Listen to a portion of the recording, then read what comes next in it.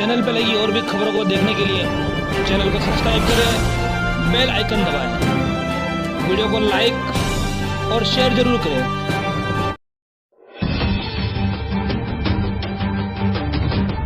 आज मन में बहुत सी चिंताएं हैं और सिर्फ चिंताएं नहीं हैं, एक पनपता हुआ आक्रोश है, नाराजगी है। और नाराजगी इसलिए क्योंकि एक लिस्ट जारी की गई है और आप जानते हैं लिस्ट क्या है। यह लिस्ट कहती है कि इस देश में मौजूद हैं कुछ ऐसे लोग जो आतंकवादियों से ज्यादा खतरनाक हैं। यह लिस्ट जारी की है एक अतिवादी संस्था ने, जिसका एक इतिहास रहा है देश के अंदर माहौल बिगाड़ने का, कुछ लोगों के खिलाफ जो सत्ता से तीखे सवाल करते हैं उनके खिलाफ लोगों को भड़काने का। मैं उस संस्था का नाम नहीं लूंगा क्योंकि उस संस्था का नाम लेना यानी कि उसकी गरिमा को बढ़ाना, और वो इस लायक नहीं है। मगर बात वो भी नहीं है। बात यह है कि ये जो लिस्ट जारी की गई है, और बहुत ही चिंताजनक है ये जो लिस्ट जारी की गई है, इसमें कुछ पत्रकार हैं, इसमें कुछ सामाजिक कार्यकर्ता हैं, इसमें कुछ वकील हैं, और इनमें से अधिकतर वो लोग हैं जो सत्ता से सीधे सवाल तो पूछते ही हैं, बल्कि मजलूमों, कमजोरों के लिए लड़ाई लड़ते हैं।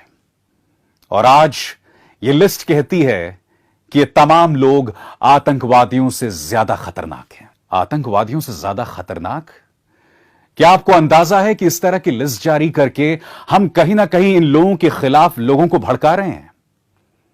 आतंकवादी तो बहुत दूर की बात है, इनमें से कई ऐसे लोग हैं जो अपनी रोजी रोटी आम तरीकों से कमाते हैं, मध्यम वर्गीय परिवार से आते हैं, जिन्हें किसी तरह की कोई सुरक्षा नहीं है, और इस लिस्ट को जारी करके, इसका प्रसार करके लोगों को भड़काया जा रहा है। आप सोच रहे हैं कि मैं इतना भावात्मक क्यों हो रहा हूं, इतना इमोशनल क्यों हो रहा हूं? मैं इमोशनल इसलिए हूं क्योंकि लिस्ट में मेरा नाम भी है। इस लिस्ट में मेरे अलावा उन तमाम पत्रकारों का नाम है जिन्हें बदनामी हासिल है इस सरकार से सवाल करने की। अब आप कहेंगे कि हम क्यों ना इसे इग्नोर कर दें, नजरअंदाज कर दें, मगर यह वो संस्था है जिसके खिलाफ 1 दर्जन FIRs हैं, मगर ना उत्तर प्रदेश सरकार ने ना केंद्र सरकार ने इनके खिलाफ कोई भी एक्शन लिया। तो यह सवाल उठना तो लाजमी है ना कि क्या इस तरह की संस्थाओं को संरक्षण हासिल है सरकार का? क्या इस तरह की संस्थाओं को संरक्षण हासिल है सत्ता से जुड़ी पार्टी बीजेपी का? मैं बात आपसे इसलिए कह रहा हूं क्योंकि इस संस्था के 2 कारनामे आपको बताना चाहता हूं। एक जिसका मैं खुद भुक्तभोगी हूं, और दूसरा जिसके भुक्तभोगी टेलीविजन पत्रकार रवीश कुमार हैं। मेरे बारे में कासगंज एपिसोड के दौरान यह अफवाह फैलाई गई थी कि मारे गए हिंदू लड़के चंदन गुप्ता की मौत को मैंने सही ठहराया था। आप खुद जानते हैं चंदन गुप्ता की मौत एक बहुत बड़ी त्रासदी थी। कोई राक्षस ही हो सकता है जो उसकी मौत को जायज ठहराएगा, मगर यह अफवाह मेरे बारे में फैलाई गई और 48 घंटे तक मेरा फोन बजता रहा, मुझे गालियां दी जाती रहीं। यह काम था इस संस्था का। अब बात करते हैं रवीश के साथ इन्होंने क्या किया। क्या आप जानते हैं कि संस्था ने एक झूठ यहां पर भी फैलाया कि रवीश ने एक हिंदू लड़की के बलात्कार को जायज ठहराया। हालात ये हो गए कि कई लोगों ने लाइव वीडियोस रिकॉर्ड करके भेजे कि हम तुम्हें जान से मार देंगे। मुझे खुद को टेलीफोन कॉल्स आए जिसकी रिकॉर्डिंग मेरे पास है कि हम तुम्हें जान से मार देंगे और तुम्हें 72 हूरों के पास भेजेंगे। पुलिस को मैंने इसकी शिकायत भी की, मगर हुआ कुछ नहीं। जैसा कि इन मामलों में कुछ नहीं होता है, पुलिस को आप शिकायत करते हैं, पुलिस 1-2 फोन कॉल्स करती है और उसके बाद मामले को भूल जाती है। मगर सवाल यह कि क्या हम ऐसी संस्थाओं को भूल जाएं? हम भूल इसलिए नहीं सकते हैं क्योंकि ये लोग मेरे और उन तमाम लोगों के लिए मुश्किलें पैदा कर रहे हैं, जान जोखिम में डाल रहे हैं, जो सत्ता से तल्ख सवाल करते हैं, जो कि मौजूदा वक्त की जरूरत है, उनके लिए मुश्किलें पैदा करते हैं। और सिर्फ इन संस्थाओं तक सीमित नहीं है, इनके खिलाफ दर्जन भर एफआईआर होने के बावजूद इन पर कोई एक्शन नहीं होता, जिससे स्पष्ट हो जाता है कि सत्ता ऐसे लोगों के साथ है। आप बताइए, क्या इसके अलावा इसका कोई और एक्सप्लेनेशन हो सकता है? हो सकता है कोई एक्सप्लेनेशन? और दूसरी बात, अब मैं इन संस्थाओं को क्या ब्लेम करूं? सच तो यह है कि ये जो रोग है, ये जो कैंसर है, वो अब मुख्य धारा की मीडिया में प्रवेश कर चुका है, जहां बाकायदा एक गुट के लिए, कुछ लोगों के लिए टुकड़े टुकड़े गैंग, अफजल प्रेमी गैंग जैसे शब्दों का इस्तेमाल किया जाता है। बाकायदा न्यूज ब्रॉडकास्टर्स एसोसिएशन ने एक चैनल को चेतावनी दी थी, कहा था कि तुम माफी मांगो, मगर उस चैनल ने आज तक माफी नहीं मांगी है। यानी कि चोरी और ऊपर से सीना जोरी। और वो डरेंगे क्यों?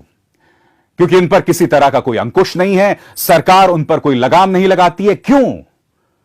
क्योंकि एक सियासी सोच की जो बदनुमा राजनीति है, उसका प्रसार करने के लिए ये तमाम चीजें कारगर साबित हो रही हैं। मगर आज एक सवाल मैं आपसे पूछना चाहता हूं, आप क्या चाहते हैं? क्या आप चाहते हैं कि ऐसी आवाजें दफन हो जाएं? ऐसी आवाजें जो बुनियादी मुद्दों को आपके सामने उठाती हैं, जो ऐसे मजलूमों की आवाज बनते हैं, क्या आप चाहते हैं कि ऐसी आवाजें दफन हो जाएं? और अगर आप ऐसा चाहते हैं तो आप ऐसा क्यों चाहते हैं? क्योंकि जिस दिन आम इंसान की आवाज सत्ता तक पहुंचनी बंद हो जाएगी, उस दिन प्रजातंत्र बिखर जाएगा। और सत्ता पर आसीन तो पार्टियां यही चाहती हैं कि उनसे सवाल पूछे जाने बंद हो जाएं। क्या आप ऐसा ही चाहते हैं? सोचिएगा, कम से कम इस अंधी नफरत से खुद को दूर रखिएगा। ये जो लिस्ट तैयार होती हैं उसके बारे में सोचिएगा, क्योंकि जब आप एक व्यक्ति जिसका अपना परिवार है, जिसके ऊपर जिम्मेदारी है अपने परिवार की, उसके बारे में इस तरह का प्रसार हो कि वो आतंकवादी से भी ज्यादा खतरनाक है, आप न सिर्फ उस आदमी की जान जोखिम में डाल रहे हैं, बल्कि उसके पूरे परिवार की जान जोखिम में डाल रहे हैं। कि जिम्मेदारी सिर्फ उस संस्था की नहीं है, जिम्मेदारी सिर्फ उस पुलिस की नहीं है, जिम्मेदारी सिर्फ सरकार की नहीं है, जिम्मेदारी आपकी है। और मैं क्यों कह रहा हूं आपकी है? मैं आपसे इसलिए कह रहा हूं क्योंकि आप इस तरह का लिटरेचर पढ़ते हैं, इस तरह की चीजें पढ़ते हैं, उसमें विश्वास करते हैं और उस पर आप अमल भी कभी कभार लाते हैं। क्या मुझे आपको बताने की जरूरत नहीं है कि सार्वजनिक तौर पर अक्सर ऐसे पत्रकार जो मौजूदा सरकार से सवाल पूछते हैं, उन्हें किस तरह से घेर दिया जाता है? क्या मुझे आपको बताने की जरूरत है कि संसद मार्ग के पास छात्र नेता उमर खालिद के साथ क्या हुआ था? यह सब उस नफरत की संस्कृति का एक परिणाम है, और यह सब उन लोगों के खिलाफ हो रहा है जो आपकी आवाज बन के उस आवाज को उठा रहे हैं। इस बात पर सोचिएगा जरूर, क्योंकि अगर आपने सोचना बंद कर दिया तो आगे बढ़ना मुश्किल हो जाएगा। यह एक बदनुमा हकीकत है, और उस बदनुमा की हकीकत के आप और हम हिस्सा बन गए। हमारे चैनल सेफ न्यूज़ लाइव पे अपने व्यापार एवं सेवा से संबंधित विज्ञापन हेतु मोबाइल नंबर 7385952786 अथवा 7738267786 पर संपर्क करें।